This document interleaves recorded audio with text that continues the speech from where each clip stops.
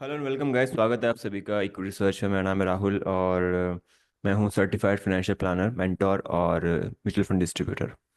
तो इस particular video में हम बात करने वाले हैं फाइनेंशियल प्लानिंग की, उससे रिलेटेड प्रोडक्ट्स की, क्या क्या चीज़ें हम वहाँ पे यूज़ करते हैं, क्या क्या चीज़ें हम कर सकते हैं, time and planning, child education की प्लानिंग, ट्रैवलिंग की प्लानिंग, अगर कोई डेस्टिनेशन है फेवरेट जहाँ पे आप जाना चाहते हैं, अगर आप होम लोन कैसे मैनेज कर सकते हैं एसआईपी के थ्रू, म्यूचुअल फंड के थ्रू, उसकी प्लानिंग, है ना। आपका कोई गोल है, उस गोल को कैसे आप अचीव कर सकते हो, फाइनेंशियल गोल है तो उसको कैसे अचीव कर सकते हो, उसकी प्लानिंग करना।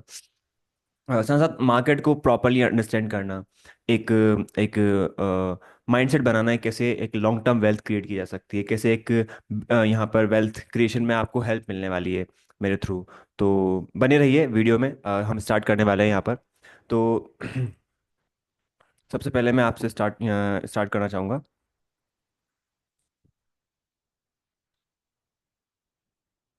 तो सबसे पहले ये आपके सामने ओपन है यहाँ पर प्रेजेंटेशन। तो सबसे पहले हम ये क्वेश्चन पूछते हैं खुद से कि जो मनी हम यहाँ पे जिस चीज़ के लिए हम काम करते हैं, यानी पैसा कमाने के लिए हम काम करते हैं, तो हम उससे क्या क्या चीज़ें हम नॉर्मली करते हैं। नॉर्मली अगर हम देखें वहाँ पर, तो जो भी हमारी स्पेंडिंग वगैरह होती है, जहाँ भी हम खर्चे वगैरह होते हैं, वो हम खर्च करने के बाद कुछ अमाउंट जो होता है वो सेव करते हैं, है ना। सेविंग करना कुछ लोगों की आदत होती है, कुछ लोगों की हैबिट में रहता है और कुछ लोगों की हैबिट में नहीं रहता है।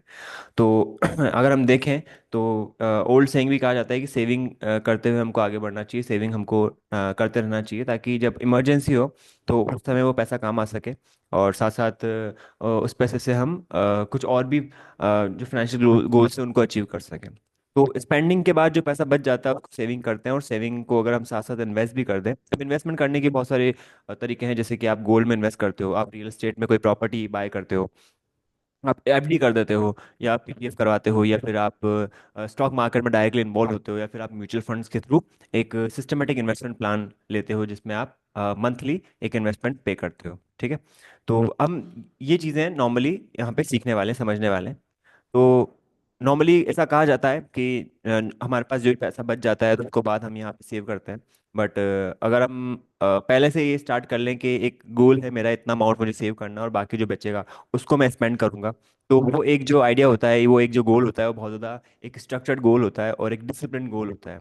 तो वो फेमस इन्वेस्टर्स, अगर आप नाम सुना हो, वॉरेन बफे का कोर्स सुना होगा, तो उनका एक मानना है, उनका ये कहना है कि not save what left is after spending, but spend what is left after saving.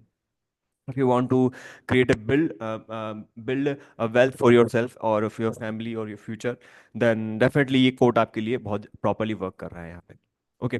तो एक चीज जो हम सेविंग करते हैं समय ये नहीं जानते, नहीं समझ पाते कि सेविंग तो हम कर रहे हैं, पर क्या सेविंग आपकी जो है वो सेव है, यानी कि क्या जिस टाइम पे आपको उसकी नेसेसिटी होगी, या फिर 5 ईयर्स, 10 ईयर्स, 15 ईयर्स, 20 ईयर्स के होराइजन पे जो आपको एक अमाउंट यहाँ पे आप सोच के चल रहे हो कि इतना अमाउंट मैं सेव कर लूंगा, बिल्कुल बेसिक मैथमेटिक को अगर यूज करते हुए, अगर हर साल में यहाँ पे 5 लाख सेव करता हूँ तो आने वाले 10 साल में मैं कितना सेव कर लूंगा। पर क्या आपको लगता है कि वो अमाउंट आज जितना रिलेवेंट है कल को भी इतना रिलेवेंट होगा? यानी कि अगर आज हमारा 1 लाख से काम चल रहा है, तो क्या आने वाले 20 साल बाद भी 1 लाख से काम चल पाएगा?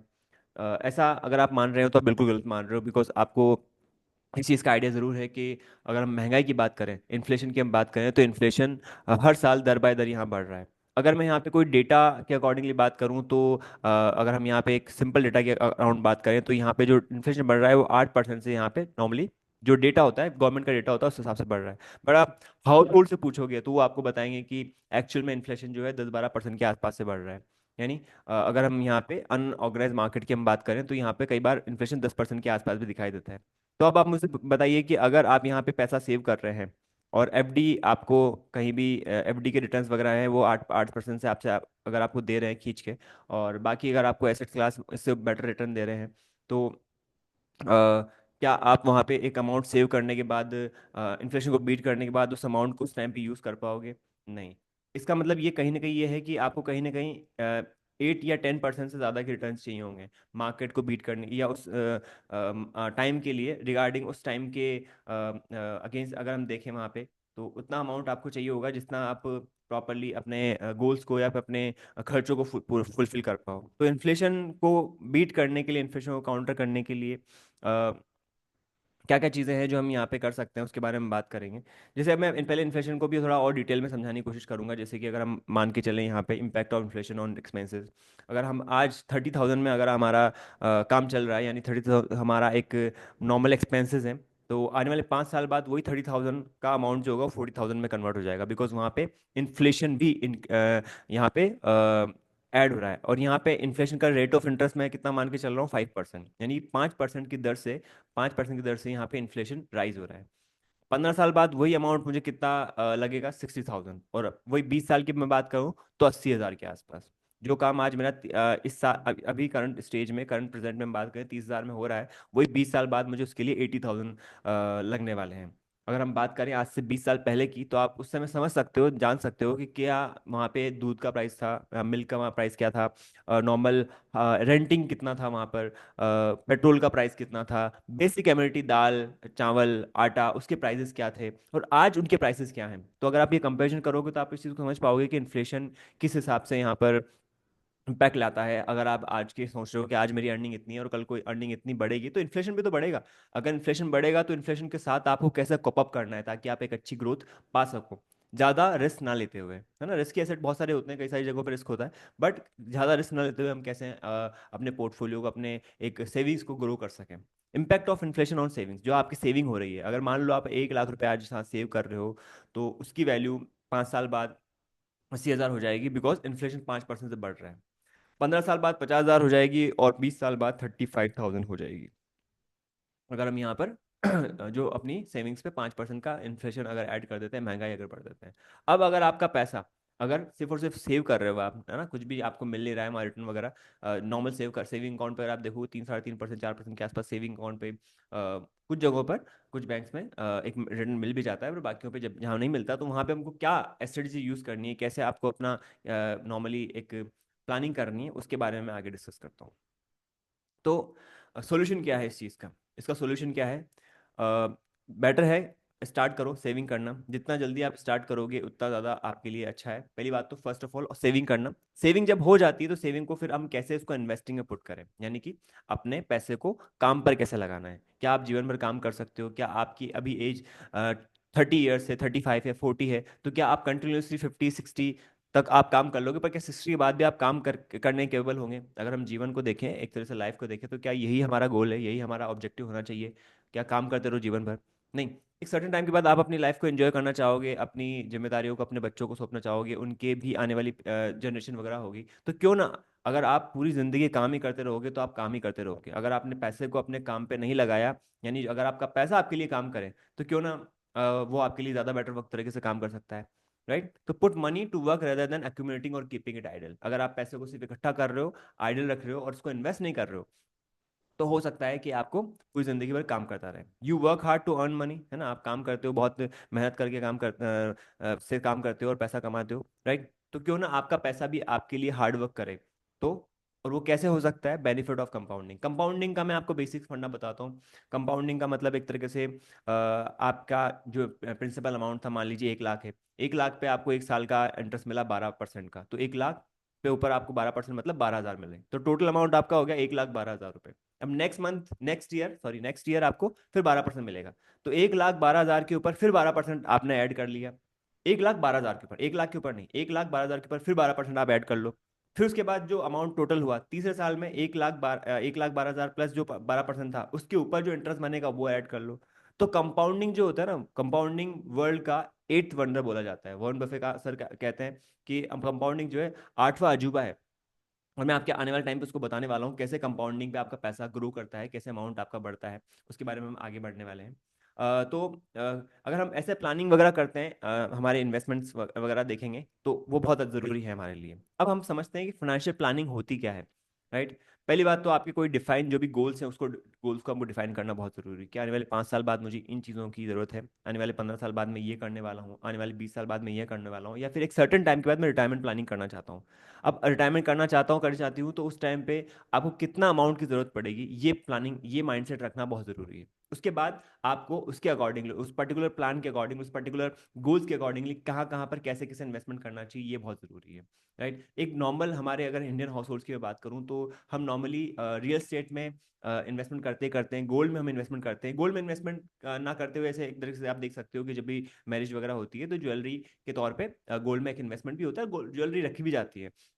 तो हम कब समझ सकते हैं कि दो जगह तो ऐसी है जहां पर नॉर्मली लोग इन्वेस्टमेंट करते हैं। और दूसरी तीसरी चीज जो बड़ी सबसे बड़ी है वो है एफडी। एफडीज में भी काफी लोग जो है हम अपना पैसा रखना पसंद करते हैं, पर आप अगर देखोगे तो 7-8% का ही जब इंटरेस्ट आपको एफडी में मिल रहा है, उसके बाद भी उस पर जो आप इंटरेस्ट कमा रहे हो उस पर टैक्स लग रहा है। तो क्या ऐसा कोई एसेट क्लास है, क्या ऐसा कोई तरीका है जहां से हम थोड़ा ज्यादा अच्छे रिटर्न कमा सकें? तो उसी के रिगार्डिंग हम यहाँ बात कर रहे हैं। तो पहले सबसे पहले डिफाइन करो अपने फाइनेंशियल गोल्स को। राइट। करंट सिनारियो क्या है, अगर आप करंट फाइनेंशियल सोल्यूशन सिचुएशन क्या है आपकी, कहाँ पर आप स्टैंड करते हो, है ना। एक एसेट एलोकेशन, एसेट एलोकेशन का मतलब है कितना पैसा कहाँ पर डालना है ना। अगर आप गोल्ड ले रहे हो, रियल एस्टेट कर रहे हो, एफडी कर रहे हो, तो उस हिसाब से आपका एलोकेशन करना, वो हम आपको हेल्प करने वाले हैं। इन्वेस्ट अकॉर्डिंगली, उसके अकॉर्डिंगली हम यहाँ पे इन्वेस्ट करेंगे, और साथ साथ उसको मॉनिटर करना, जो हमने इन्वेस्टमेंट करा भी है उसको मॉनिटर कैसे करना है, उसको कैसे देखना है, कैसे उसको टाइमली अपडेट रखना है, वो सब चीज़ों के बारे में मैं आपको बताने वाला हूँ। तो to reach financial goals faster discipline manner, है ना। ज़्यादातर जो फाइनेंशियल चीज़ें जो होती है वो सबसे ज़्यादा डिपेंड करती है आपके डिसिप्लिन पे, आप कितना डिसिप्लिन हो। राइट। कई बार हम इम्पल्सिव बाइंग कर लेते हैं, कोई चीज़ पसंद आ जाती है तो बहुत इम्पल्सिव हो जाते हैं। राइट। बहुत सारी चीज़ें ऐसी होती है जो आपको एक डिसिप्लिन इन्वेस्टर या एक तरीके से फाइनेंशियल प्लानिंग या फाइनेंशियल गोल को फुलफिल करने में पीछे हटाती है। तो राइट, फाइनेंशियल गोल को फास्ट और डिसिप्लिन मैनर में अगर आपको अचीव करना है तो उसके लिए फाइनेंशियल प्लानिंग करना बहुत इंपॉर्टेंट है ना। आपका स्टैंडर्ड ऑफ लिविंग आपको इंप्रूव करना है, यानी जहाँ पे आप रहते हो, जिस हिसाब से आप रहते हो, उसकी स्टैंडर्ड लिविंग आपको अगर इंप्रूव करना है तो उसके लिए बहुत ज़्यादा इंपॉर्टेंट है। फाइनेंशियल इमरजेंसी, मान लो कोई इमरजेंसी अगर आपके साथ में आ जाती है, कोई बिजनेस आपका चल रहा है और उसमें कोई प्रॉब्लम हो गई, आपकी कोई हेल्थ वाली प्रॉब्लम अगर स्टार्ट हो गई, फैमिली में जो मेन अर्निंग पर्सन है उसमें कोई प्रॉब्लम हो गई, तो उस केस में आपको बहुत ज़्यादा हेल्प करने वाली है ये सब चीज़ें, है ना। मैं रिटायरमेंट प्लानिंग के तौर पे सब लोगों को बताता हूँ, एक बताता हूँ, समझाता हूँ कि कितना ज़रूरी है ये चीज़ करना। साथ साथ अपने टैक्सेस को सेव करने के लिए कैसे हम टैक्सेशन में अपना एक तरीके से पैसा बचा सकते हैं, जो पैसा हम सरकार को दे रहे हैं, गवर्नमेंट को दे रहे हैं, वो पैसा हम कैसे मैनेज करें ताकि हमारा पैसा जो है टैक्स में ना जाकर हमारे पास में एक सर्टेन टाइम के बाद आप भी के वेल बीइंग में हेल्प कर सके। और साथ साथ इंजॉय पीस ऑफ माइंड। एक पर्सन जो होता है जो पूरा जिंदगी भर हार्ड वर्क करता है, पैसा कमाता है, पैसा उड़ाता है, सब चीज़ें करता है, और एक पर्सन वो होता है जो पैसा कमाता भी है पर साथ साथ पैसे को सेव भी करता है और साथ साथ उसको इन्वेस्ट भी करता है। इन्वेस्टमेंट करने एक कोई ऐसी चीज़ नहीं है जो आपको मतलब एक तरीके से दूसरों अलग बनाती है। आजकल इन्वेस्टमेंट बहुत एक बेसिक चीज़ हो गई है, सब चीज़ सब लोगों को करना जरूरी है। तो ये अगर आप सोच रहे हो कि ये वीडियो मेरे लिए नहीं है, तो ऐसा नहीं है, ये वीडियो आपके लिए बिल्कुल है, आप पूरा इसको कंप्लीट जरूर देखें। आगे हम बढ़ते हैं। हमेशा अगर आप देखोगे, मैंने अभी जो बात बताई है कि अगर आप पूरे जीवन भर काम करते रहोगे और क्या पैसा कमाते के साथ साथ अगर उसको सेव नहीं करोगे, साथ साथ उनमें इन्वेस्ट नहीं करोगे, तो आपको पूरी जिंदगी भर काम करता रहना पड़ेगा। जो भी आपके एक्सपेंसेस वगैरह है वो आपने फुलफिल कर भी लिए, उसके बाद भी आप अगर आपने उसमें कुछ अमाउंट अगर सेव नहीं किया, तो आप हमेशा आप ये देखते रहोगे कि आपने ईएमआई पे करी, ईएमआई पे करी, ईएमआई पे करी, जो एक्सपेंसेस थे उनको करा, उसके बाद आपके हाथ में कुछ नहीं बचा। अगर आप मंथली सैलरी आपकी कुछ नहीं बच रही है, तो आप एक ऐसे स्पॉट में हो जहाँ पे कभी भी आपको इमरजेंसी आ सकती है और आपको सेटबैक हो सकता है वहाँ पे। राइट। तो never dependent on single income. Second source of income, अगर आप इन्वेस्टमेंट को क्रिएट करो as a second source of income, अगर आप चाहते हैं कि अगर मैंने 15 साल बाद, 20 साल बाद, 25 साल बाद एक सर्टन अमाउंट हमारे पास इकट्ठा हो, एक सर्टन अमाउंट हमारी बैंक अकाउंट में आता रहे एज अ पेंशन के तौर पे, अगर आपके एज अ पेंशन के तौर पे एक सर्टन अमाउंट आता रहे, तो उसके लिए क्या करना जरूरी है, क्या चीज़ें उसके लिए हमको क्या स्ट्रेटजीज बनानी जरूरी है, क्या ना। विड्रॉल प्लान अपन कैसे कर सकते हैं, उसके बारे में आने वाले टाइम पे डिस्कस करने वाला हूँ आपके सामने। तो जैसे कि हम ये बात करेंगे यहाँ पे, जो अमाउंट आप इन्वेस्ट करते हो म्यूचुअल फंड के थ्रू, वो कहाँ जाता है, कैसे जाता है, और अगर हम उसको डिस्कस करें, राइट, अगर मैं टेन्योर के बेसिस पे डिस्कस करूँ कि कितने सीएजीआर के बेसिस पे यहाँ पे ग्रोथ हुई है, तो अगर हम यहाँ बात करें स्टार्टिंग के 5 से 10 साल हम देखें, 5 साल देखें तो 12.8% का सीएजीआर, 10 ईयर्स देखें 12.7% का, 15 ईयर्स अगर हम देखें यहाँ पर 11.3% का, 15.5% का। तो एवरेज अगर हम यहाँ पे निकालते हैं तो ये काफ़ी 12 से 15% के बीच में एवरेज निकल के आता है सेंसेक्स का। मैं सेंसेक्स का एक बार एक चार्ट भी दिखाना चाहूंगा आपको, और उसके थ्रू अब ये बताऊंगा कि कैसे मार्केट जो है फ्लक्चुएट करता है, उसके रिगार्डिंग पे अगर हम यहाँ पे डटे रहते हैं, मार्केट में बने रहते हैं, तो वो कैसे आपको हेल्प करने वाला है। राइट। ये बीएससी सेंसेक्स का चार्ट है, यानी सेंसेक्स जो है एक इंडिया का इंडेक्स है। बीएससी के अंदर आपने सेंसेक्स का ऑफकोर्स नाम सुना होगा अगर आप न्यूज़पेपर वगैरह पढ़े होंगे, और आजकल तो इस चीज़ का आइडिया आपको होगा ही, क्योंकि इंडियन मार्केट से आप कहीं ना कहीं जुड़े हुए हैं। तो सेंसेक्स अगर 83 में स्टार्ट हुआ, 100 रुपीज़ के आसपास, 100 से स्टार्ट होता है, और आज अगर हम यहाँ पे देखें तो 80,000 के आसपास सेंसेक्स चल रहा है। मैं सेंसेक्स का आपको एक बार चार्ट दिखाता हूँ यहाँ पे, तो इससे कि आपको एक थोड़ा सा आइडिया लग जाएगा। ये आप देख सकते हो, ये सेंसेक्स जब से स्टार्ट हुआ है। अगर अगर आपका इन्वेस्टमेंट अगर रियल एस्टेट में होता है, गोल्ड में अगर आपका इन्वेस्टमेंट होता है, किसी भी एसेट क्लास में आपका इन्वेस्टमेंट होता है, अगर हम यहाँ बात करें, पूरा कैलकुलेट करें, तो इस पूरे दौरान में सबसे ज्यादा अगर आपका पैसा बनता तो वो सेंसेक्स में बनता। राइट, इंडियन इकोनॉमी में बनता है। इंडियन इकोनॉमी का सेंसेक्स होता क्या है, ये टॉप 30 कंपनीज का एक बंडल बना हुआ है, एक बास्केट बना हुआ है, यानी कि वर्ल्ड की, इंडिया की जो सॉरी इंडिया की जो टॉप बड़ी कंपनीज है उनका एक बास्केट बना हुआ है, जिसमें रिलायंस है, टीसीएस है, इन्फोसिस है, भारतीय एयरटेल है, अल्ट्राटेक सीमेंट है, ग्रासिम है, जितने बड़े ग्रुप्स हैं उनकी बड़ी बड़ी कंपनीज हैं, और सेफ और सिक्योर कंपनीज हैं, जिनका मार्केट शेयर बहुत बड़ा है, जिनके पास बहुत ज़्यादा एम्प्लॉयमेंट की पावर है, और जिनका प्रेजेंस बहुत ज़्यादा है। तो उनके फेल होने के चांसेस बहुत कम है। तो वो पैसा जैसे जैसे वो कंपनी ग्रो करेगी, और कंपनी तब ग्रो करेगी जब देश ग्रो करेगा, एक कंजप्शन ग्रो करेगा। राइट। तो अगर हम यहाँ पे देखें तो हमारी, अगर जीडीपी की मैं बात करूँ, तो यहाँ पे अगर हम कहाँ फॉल करते हैं, किस नंबर की हम जीडीपी पे आते हैं, 4-5% के नंबर की हम जीडीपी पे आते हैं, और यहाँ से हम आने वाले 10 साल बाद, 8 साल, 15 साल बाद, 20 साल बाद कहाँ पहुंच सकते हैं, उसकी क्या पोजीशन बन सकती है, उससे रिगार्डिंग में मैं बात करूंगा।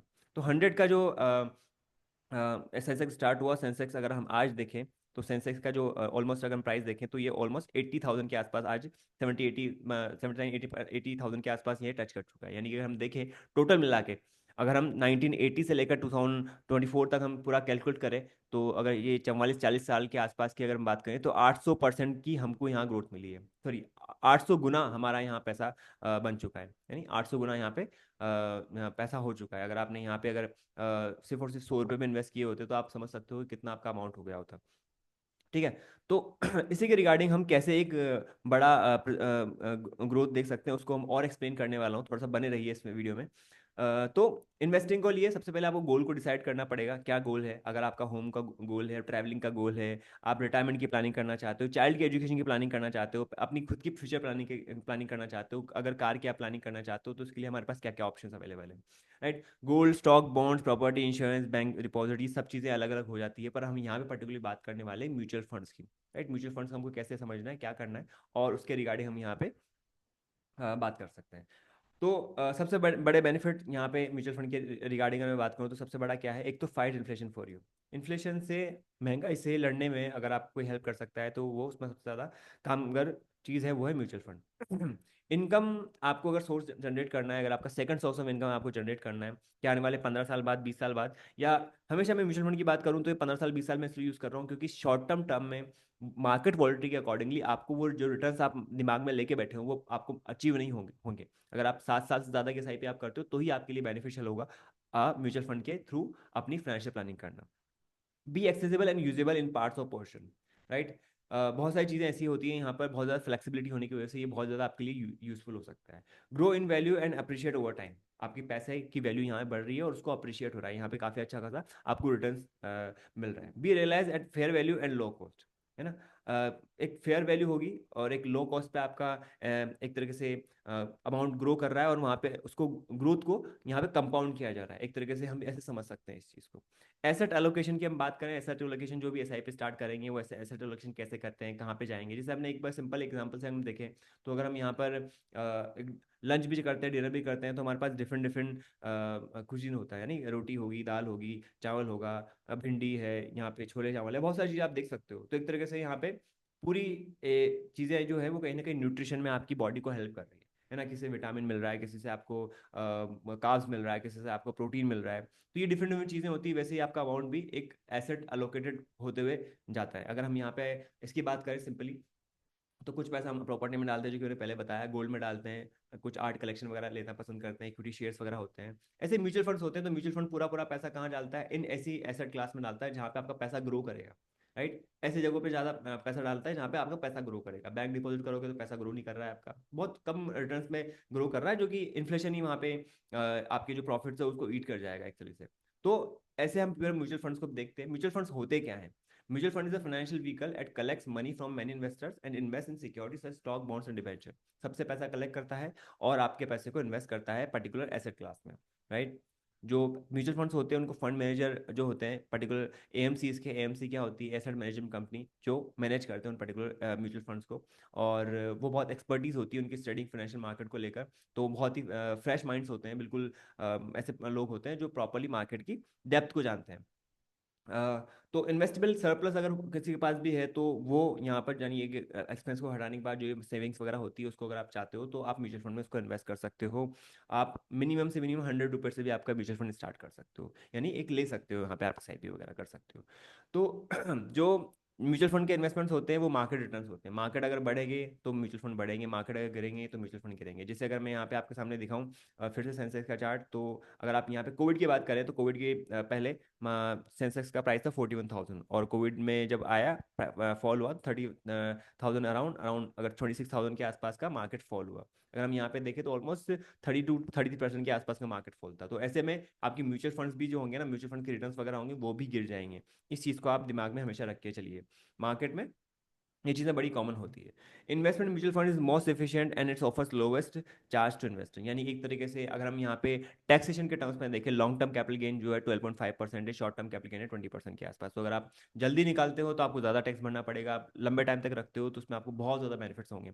टैक्सेशन के अगर पर्सपेक्टिव हम देखें तो आपको म्यूचुअल फंड एक तरीके से पैसा पार्क करने की बहुत अच्छी जगह है, यानी कि एक तरीके से पैसा पड़ा हुआ है तो आप उसको म्यूचुअल फंड में डाल के किसी अच्छी एसआईपी में, किसी अच्छे फंड में, किसी लमसम में डाल के पैसे को ग्रोथ में लगा सकते हो। In long term market have potential to perform better than other assured returns. Market अगर हम लॉन्ग टर्म की बात करें, लॉन्ग टर्म का हम चार्ट देखें जो कि मैंने अभी बताया आपको, तो वहां पे मार्केट आपको बहुत अच्छे रिटर्न देने की कैपेसिटी रखता है, कैपेबिलिटी होती है यहाँ पर।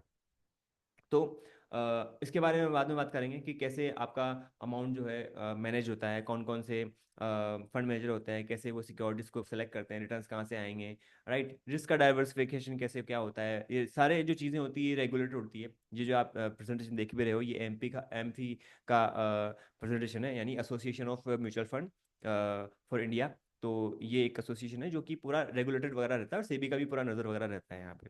कौन कौन सी म्यूचुअल फंड्स वगैरह होती है, क्या होती है कैटेगरीज वाइज, तो उनके बारे में मैं आपके आने वाले टाइम पे बताने वाला हूँ। यहाँ पे कौन कौन से फंड्स होते हैं, open ended active funds, growth funds, equity funds, right, कैसे कैसे पोर्टफोलियो का आप यहाँ पे देख सकते हो, राइट, कौन कौन सी स्कीम्स वगैरह होती है उसके बारे में हम आपको बताएंगे कि आप कहाँ कहाँ पे इन्वेस्टमेंट कर सकते हो, एक्विटीज वगैरह क्या होती है, mid cap large cap fund कौन से होते हैं, मिड कैप फंड कौन से होते हैं। जब आप एक प्लानिंग करना स्टार्ट करोगे तो उस टाइम पे मैं आपको इस चीज़ के बारे में एक्सप्लेन करूंगा। डिविडेंड यील्ड क्या होता है, वैल्यू फंड्स क्या होंगे, कॉन्ट्रा फंड्स वगैरह क्या होंगे, राइट, डेट स्कीम्स में कौन कौन सी स्कीम्स वगैरह होती है, कौन से फंड्स, हाइब्रिड फंड्स कौन कौन से होते हैं, इन सब चीज़ों के बारे में हम डिटेल में जानेंगे, प्रॉपरली समझेंगे। तो बने रहिए हमारे साथ में। कौन कौन से इंडेक्स फंड होते हैं, गोल्ड फंड्स कौन कौन से होते हैं, क्या क्या यहाँ पे ऑप्शंस हैं, कौन कौन से ऐसे ऑप्शंस हैं जिनके बेसिस पे हम यहाँ पे एक कॉर्पस क्रिएट कर सकते हैं, क्या क्या ऑप्शंस, ग्रोथ ऑप्शंस अवेलेबल है जिनके बेसिस पे हम यहाँ पर आपका एक अमाउंट ग्रो कर सकते हैं। तो पहले सबसे पहले हम यहाँ बात करने वाले हैं एसआईपी की, है ना, सिस्टमेटिक इन्वेस्टमेंट प्लान, जो कि क्या होता है, एक तरह से एक मंथली इन्वेस्टमेंट हो गया आपका। हर मंथ आप एक अमाउंट अपना किसी पर्टिकुलर एएमसी के म्यूचुअल फंड के थ्रू यहाँ पे इन्वेस्ट कर रहे हो अमाउंट में, और वो अमाउंट एक डिफरेंट डिफरेंट एनएवी यानी नेट एसेट वैल्यू, जो शेयर की प्राइस होती है तो वैसे ही उनकी एक वैल्यू होती है, तो उस प्राइस पे आप उसको बाय कर सकते हो। रेगुलर डिसिप्लिन इन्वेस्टिंग, ये नहीं कि मार्केट को हम टाइम करने की कोशिश करें, मार्केट गिर रहा है तो हम वहाँ पे बाय करेंगे, या अभी स्टार्ट नहीं करते हैं बाद में स्टार्ट करते हैं। मैं बताऊंगा डिले करने से कितना जरूर आपको नुकसान होता है, कितना जरूरी है आपको एक जल्दी से जल्दी एक अर्ली एज में इन्वेस्टमेंट करना कितना इंपॉर्टेंट है। अगर आप अर्ली एज में इन्वेस्टमेंट स्टार्ट करते हो तो आपके पास बहुत अच्छा टाइम होता है, बहुत अच्छा ग्रोथ देखने की चांसेस होते हैं। तो वो हम यहाँ पे समझेंगे, है ना, तो उस सब चीज़ों के बारे में मैं समझाऊंगा। कितने एज में अगर आपको यहाँ पे म्यूचुअल फंड स्टार्ट करते हो तो कैसे कैसे क्या होता है, और कौन कौन से तरीके होते हैं, कौन कौन से मोड होते हैं जिसके बेसिस पे आप ले सकते हो। चलिए सबसे पहले मैं आपको एक सिंपल सी चीज़ और बताता हूँ। यहाँ पे सामने आपके सेंसेक्स का चार्ट खुला हुआ है, ये इंडियन इकोनॉमी का एक चार्ट खुला हुआ है। यहाँ पे हम देखें डिफरेंट डिफरेंट इंस्टेंस आए, डिफरेंट डिफरेंट ऐसे प्रॉब्लम्स ऐसी आई जो जहाँ पे मार्केट ने काफ़ी अच्छा फॉल दिखाया। अगर मैं सबसे पहले बात करूँ तो कल मनमोहन सिंह जी का डिमाइस हुआ, और अगर आप जानते हैं इस चीज़ को कि तो वो इंडिया के सबसे बड़े इकोनॉमिक्स में से मान जाते हैं। जो 1991 के इकोनॉमिक रिफॉर्म्स हुए थे उनमें उन्हीं का सबसे बड़ा योगदान था, वो फाइनेंस मिनिस्टर थे उन टाइम पे। और उस टाइम पे जो चीज़ें चेंज हुई, जो पूरी दुनिया के लिए हमने दरवाजे खोले इंडिया ने कि आइए आप यहाँ पे इन्वेस्ट कर सकते हो, हमारे साथ ट्रेड डील कर सकते हो, तो उससे हमको कितना हेल्प मिला, राइट। उसके बाद मार्केट काफ़ी अच्छा ग्रो करा, तो इकोनॉमिक रिफॉर्म स्टार्ट हुए, मार्केट यानी सेंसेक्स ने काफ़ी अच्छी ग्रोथ दिखाई। देन उसके बाद हर्षद मेहता का 1992 में स्कैम सामने आया, उसके बाद भी मार्केट काफ़ी गिरा। मुंबई में ब्लास्ट हुआ 1993 में, उसके बाद इलेक्टेड गवर्नमेंट रिजाइन कर दिया 1995 के आसपास, एशियन क्राइसिस स्टार्ट हो गया, एनडीए की गवर्नमेंट ने यहाँ पे स्वेरिंग वगैरह ली, उसके बाद केतन पार्क का स्कैम हो गया, फिर टेररिस्ट अटैक हुआ यूएस में। पूरे वर्ल्ड में अगर कुछ भी इम्पैक्ट होता है तो सबसे बड़ी, अगर यूएस में इम्पैक्ट होता है तो इंडिया में इम्पैक्ट होता है। तो डिफरेंट डिफरेंट ऐसे प्रॉब्लम्स आती रही, बट जो लोगों ने इन्वेस्टमेंट कंटिन्यू रखा, आज वो कहाँ पर है। ये है पॉइंट इस बात को समझाने का। केतन पारेख का स्कैम हुआ, फिर डॉट कॉम बबल यहाँ पे बस्ट हुआ 2001 में, जो 2000 के आसपास जो डॉट कॉम थी, जो टेक्नोलॉजी कंपनी थी, उन्होंने काफ़ी अच्छी ग्रोथ दिखाई। उसके बाद जब पता चला कि एक्चुअल में ऐसा नहीं है, तो जो बबल था वो बस्ट हुआ। जनरल इलेक्शन हुए 2004 में, यूपीए की सरकार आई, यूपीए की सरकार यानी कि प्रधानमंत्री मनमोहन सिंह जी बने, और काफ़ी लंबे टाइम तक वो बने रहे, और उनके सरकार की टाइम पे भी काफ़ी अच्छी ग्रोथ नजर आई। अगर हम निफ्टी की बात करूँ तो निफ्टी का जो 1000 का प्राइस था उस टाइम पे, ऑलमोस्ट 2007 तक वो ऑलमोस्ट 6000 तक 6000 तक पहुंच चुका था। ऑलमोस्ट 6 गुना वहाँ पे मार्केट ने ग्रोथ करी है। तो वहाँ पे पैसा बहुत अच्छा काफी बनाया लोगों का। उसके बाद 2008 का फाइनेंशियल क्राइसिस स्टार्ट हुआ, different different chain of effect हुए, यूपीए टू ने फिर से जीती, और उसके बाद फिर से मार्केट यहाँ पे स्टार्ट हुआ। कई सारे यहाँ पे डेटा देख सकते हो कौन कौन सी चीजें हुई जिससे मार्केट को इम्पैक्ट हुआ। एनडीए फिर आई 2014 में, मोदी जी यहाँ पे प्रधानमंत्री बने, उसके बाद कुछ टाइम बाद ब्रेक्सिट हो गया। वो एक ग्लोबल इवेंट था, उसकी वजह से बहुत बड़ी प्रॉब्लम हुई है ना। उसके बाद कुछ टाइम बाद देखा जाए तो डिमोनेटाइजेशन हो गया, चाइना का मार्केट ने फॉल हुआ, इलेक्शन रिजल्ट हुआ, आए 5 स्टेट्स के, जीएसटी इंप्लीमेंट हुआ, एनडीए टू फिर से आ गई, है ना। कॉर्पोरेट रेट का टैक्स कट भी हुआ, वर्ल्ड वाइड रिसेशन भी आया, कोविड 19 का पेंडेमिक भी आया, जो कि एक बहुत बड़ा इवेंट था अगर इकोनॉमी के लिए, वर्ल्ड इकोनॉमी के लिए। उसके बाद हम देखें तो यहाँ पर सप्लाई चेन क्राइसिस स्टार्ट हो गया, उसके बाद हम कोविड वैक्सीन आई, उसके बाद इसराइल हमास के, ये रशिया यूक्रेन की वॉर स्टार्ट हो गई, इसराइल हमास की वॉर स्टार्ट हो गई, और जनरल इलेक्शन 2024 के बाद, और अभी हम देखें तो यहाँ पे 80,000 के आसपास हमारा मार्केट खड़ा हुआ है। अगर हम यहाँ पे ये बात करें, मैं सिंपल से तरीके से बात करूँ कि अगर जब हम ये सोचते हैं कि मार्केट गिर रहा है, मार्केट चढ़ रहा है, अभी हम यहाँ पे इन्वेस्ट ना करें, मार्केट गिर रहा है हमें यहाँ पे इन्वेस्ट ना करें, तो क्या आप कभी इन्वेस्ट कर पाते? नहीं। मार्केट को टाइम करना आसान नहीं है, मार्केट को कोई टाइम नहीं कर सकता। ज्यादा से ज्यादा हम ये कर सकते हैं कि जब भी मार्केट आपको अच्छा खासा फॉल दिखाई दे तो वहाँ पे आप लमसम इन्वेस्टमेंट कीजिए, है ना। वो कब बताना है, वो हमारा काम है। कब आपको टॉपअप करना है, आपके इन्वेस्टमेंट एस आई भी 5000 10,000 से है, 20,000 है, 50,000 है, कब आपको यहाँ पे इन्वेस्टमेंट अमाउंट आपका बढ़ाना है, ये चीज बताना। राइट, तो हम ये बिल्कुल डिसाइड नहीं कर सकते कब मार्केट नीचे गिरेगा कब ऊपर जाएगा। इस बेटर है, सबसे सिंपल तरीका मार्केट से पैसा कमाने का, वेल्थ क्रिएट करने का, वो है म्यूचुअल फंड एसआईपी के तौर पे। तो कैसे हम इस चीज को ध्यान सकते हैं, समझ सकते हैं, कैसे आप अमाउंट को यहाँ पर मैनेज कर सकते हैं, उसी के रिगार्डिंग मैं आपको सामने एक सिंपल सा और भी बताने वाला हूँ, कैसे एसआईपी के अमाउंट्स और एसआईपी के रिटर्न्स आपके सामने बनते हैं, उसके बारे में मैं समझाने वाला हूँ। तो सबसे पहले हम यहाँ पे स्टार्ट करते हैं।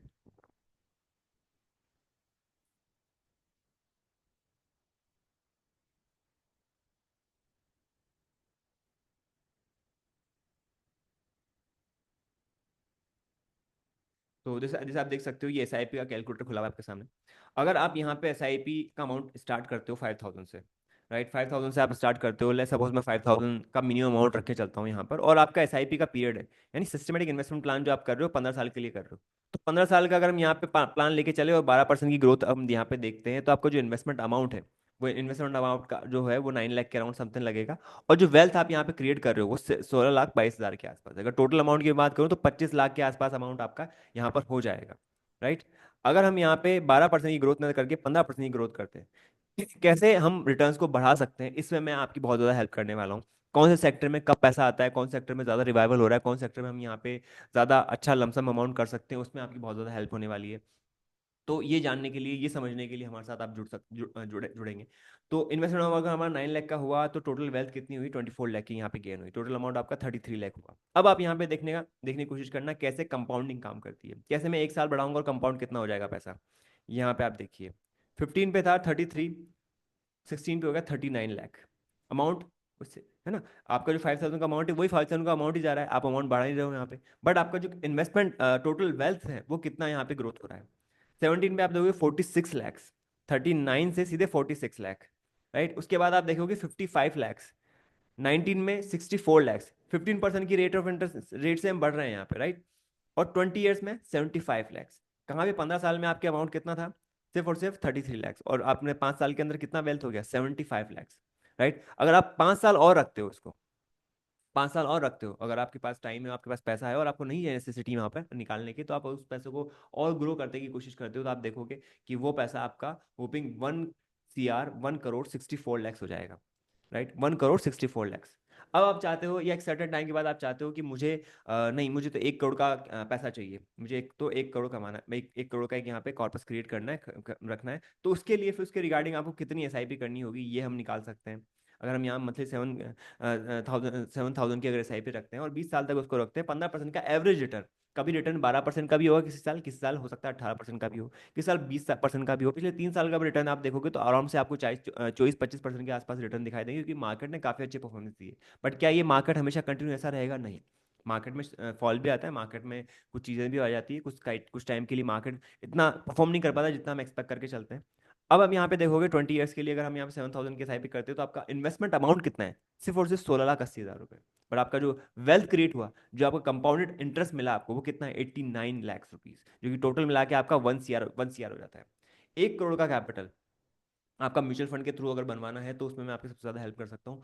कैसे हम 1 करोड़ तक पहुंच सकते हैं? और 1 करोड़ का क्यों है गोल? 1 करोड़ का गोल इसलिए है क्योंकि आने वाले 20 साल बाद अगर मेरा खर्चा है महीने का 1 लाख रुपए है, तो कैसे यहाँ से हम निकाल सकें? एक पेंशन कैसे हम तैयार कर सकें, हम पेंशन कैसे क्रिएट कर सकें? कई लोगों के पास उस चीज़ का सोर्स नहीं है। आप गवर्नमेंट जॉब में नहीं हो, प्राइवेट जॉब में हो, या फिर आपका बिजनेस है, तो उस केस में अगर आप कभी कोई सेटबैक होता है, कोई इमरजेंसी, आप फंड क्रिएट करना चाहते हो, तो उस केस में एसआईपी आपकी सबसे ज़्यादा बेनिफिट और काम में आने वाली है। इसलिए अगर हम यहाँ पे देखें SWP के थ्रू, यानी सिस्टमेटिक विड्रॉल प्लान, ये है SIP, systematic investment plan, right. SIP के कैलकुलेटर था। अब मैं बात करूंगा यहाँ पर विड्रॉल की, है ना, विड्रॉल की। ऐसा तो है नहीं कि आपको हमेशा पैसा इन्वेस्ट ही करना रहना है, एक टाइम के बाद आप चाहोगे अपनी लाइफ को एंजॉय करना, ग्रो करना, तो कैसे हम कितना अमाउंट यहाँ पे नॉर्मली रखें? तो अगर मान लो मैं 1 CR का ही मान मान के चल रहा हूँ यहाँ पे, अगर हम यहाँ पे 1 CR की बात करूँ, तो अगर मैं एक यहाँ पे बात करूँ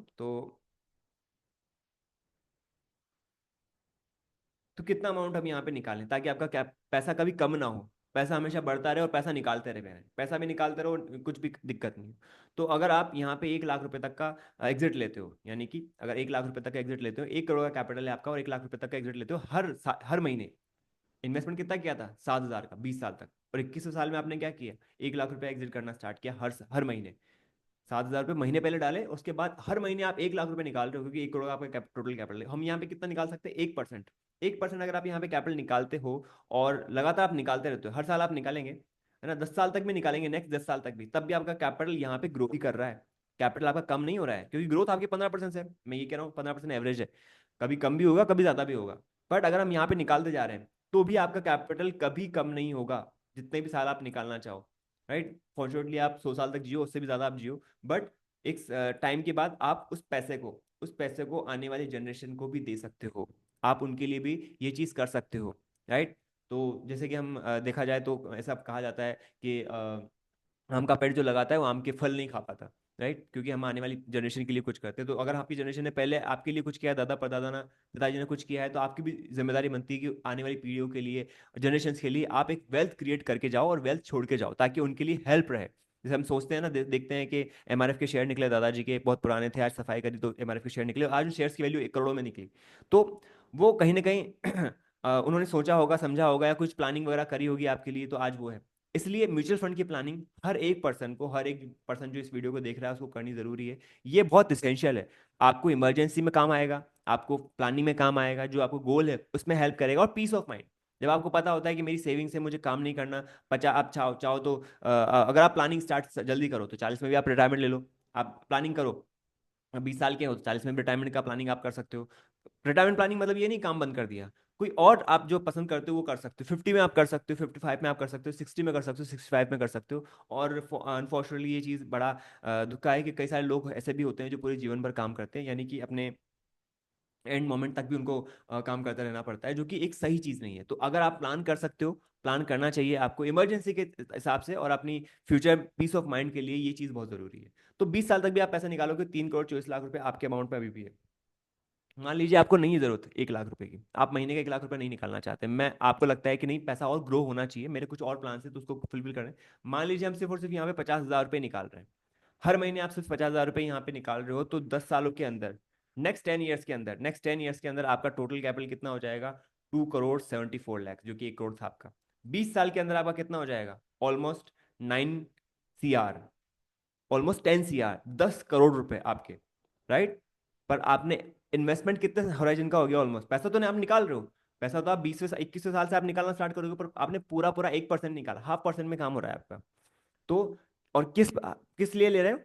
क्योंकि आपको होम लोन का है, या फिर आपको जल्दी होम लोन पे करना है, या फिर आपको कार लेनी है। तो आपने सोचा कि चलो इन्वेस्टमेंट पड़ा हुआ है मेरा म्यूचुअल फंड में, तो क्यों क्यों ना मैं 50,000 की ईएमआई वगैरह यहाँ से निकालना स्टार्ट करूँ, उसको पे कर दो। एक लग्जरी कार मुझे लेनी है और ले ली है मैंने, और ऐसे में कर सकता हूँ। बच्चे की फीस है ना, होम लोन है वगैरह है, या फिर एजुकेशन वगैरह लोन है, तो उस लोन को आप कैसे यहाँ से मैनेज कर सकते हो। ये अमाउंट आपको बहुत ज्यादा कुशन देने वाला है, आपकी लाइफ को बहुत ज्यादा आसान बना देने वाला है, अगर आप यहाँ पे प्लानिंग जितना जल्दी स्टार्ट करो, एसआईपी अमाउंट जितना जल्दी आप स्टार्ट करो, ये आपके लिए बहुत बेनिफिशियल होगा।